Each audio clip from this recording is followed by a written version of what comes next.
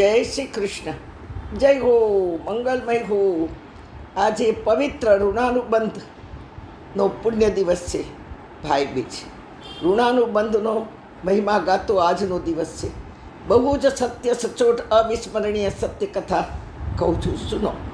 મહાભારતનું યુદ્ધ જાહેર થઈ ચૂક્યું હતું. દુર્યોધન તડામાર તૈયારી કરી રહ્યો હતો. અનંત રાજા રાજવીઓને બોલાવીને મહાસભા ભરી રહ્યો હતો, લલચાવી રહ્યો હતો. ત્યારે સામે પક્ષે કોઈ જ તૈયારી નહોતી. હા, પાંડવોની વાત કરું છું.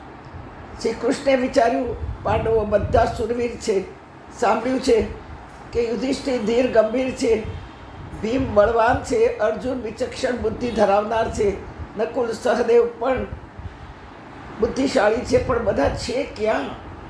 તે યુગમાં કોઈ જ સુવિધા નહોતી કે ખોવાયેલાને શોધી શકાય. ભગવાન કૃષ્ણે ચારે બાજુ સેવકોને દોડાવ્યા. ઉત્તરમાં વ્યાસજીને શોધવા દોડાવ્યા, તો દક્ષિણમાં ઉદ્ધવજીને. નારદજી તો ચરાઈ વહેતી ઉત્તરમાં. ત્યારે પત્તો લાગ્યો, કેદાર ને બદ્રી તરફ પાંડવો મળ્યા. વ્યાસે કુંતી માતાને વળગી રહેલા પાંચેયને બેસાડી યુદ્ધની વાત કરી, બધાના સ્વભાવો જાણ્યા, વિચારો જાણ્યા, અને કૃષ્ણ પાસે આવી બધાના સ્વભાવનું, વિચારોનું વર્ણન કર્યું. પાંચેય પાંડવોનું કર્યું. એણે કહ્યું કે યુધિષ્ઠિર સત્યવક્તા છે, જૂઠું નહીં બોલે. ભીમ ઉતાવળો છે. અર્જુન દિમાગમાં નહીં બેસે ત્યાં સુધી નહીં માને, બહુ જિજ્ઞાસુ છે. નકુલ સહદેવ નાના છે. નકુલ ઘોડેસવારીમાં બહુ જ પાવદરો છે. કેવું ના પડે એના ઘોડાને, એટલા બધા એને કેળવ્યા છે. જ્યારે સહદેવ બધું જ જાણે છે, પણ પૂછશો તો જ કહેશે, વગર પૂછીએ બોલશે નહીં. ભગવાને બધાને પસંદ ન કર્યા, પણ અર્જુનને પસંદ કર્યો, કારણ કે પૂછશે અને માનશે તો વાંધો નથી ને. ભગવાને કહ્યું, મનાવવું કેમ, એ મારા હાથની વાત છે. હા, અર્જુનને પાસ કર્યો. પ્રભુ વ્યાસજીએ અર્જુનની ઓળખ આપી, બહુ જ વિચક્ષણ છે, બુદ્ધિશાળી, દલીલો અને જિજ્ઞાસાથી માનશે. કૃષ્ણે કહ્યું કે જાઓ, અર્જુનને લઈ આવો. પણ ક્યાં? દ્વારિકાના દરબારમાં નહીં લાવતા. આ મહાભારતનું યુદ્ધ શ્રી કૃષ્ણ દ્વારિકાધીશ બન્યા ત્યારે થયું છે. જુઓ, ફોટો નથી, આ દર્શન છે, દર્શન કરો. દ્વારિકાના દરબારમાં કેમ નહીં બોલાયું? કારણ કે ભગવાનને ખબર હતી કે દ્વારિકામાં હજારો લોકો છે, એટલા કર્મચારીઓ છે, 8 પટરાણી અને હજારો રાણીઓ. જો કોઈને કંઈક પણ ખબર પડી યુદ્ધની તો બધાને ખબર છે, પણ એની આંટી ઘૂંટીની જો ખબર પડી ગઈ તો વાત લીક થઈ જશે અને ગુપ્ત વાતોથી પ્લાન નિષ્ફળ થશે. અર્જુન આવ્યો. મામા ફઈના બંને દીકરાઓ પહેલી વાર મળ્યા, ભેટ્યા, ધ્રુસકે રડ્યા. સાંજનો સમય, સૂર્યનારાયણ અસ્તાચળે જતાં રોકાઈ ગયા.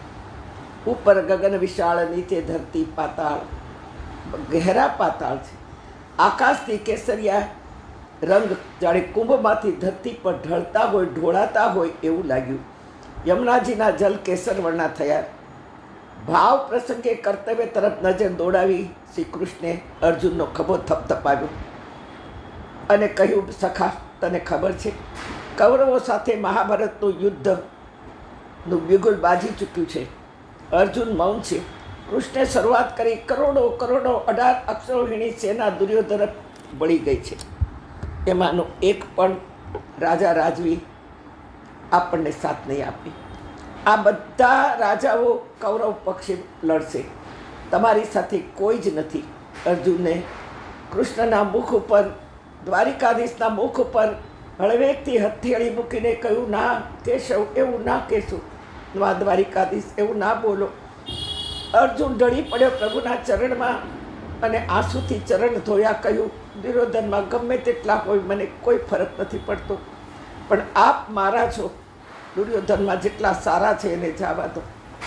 આપ મારા છો. હે મુરારી, આપ મારા છો, અમારા છો. આપ સિવાય અમારું આ દુનિયામાં કોઈ જ નથી. અને ત્યાં સંધ્યા ઢળી છે.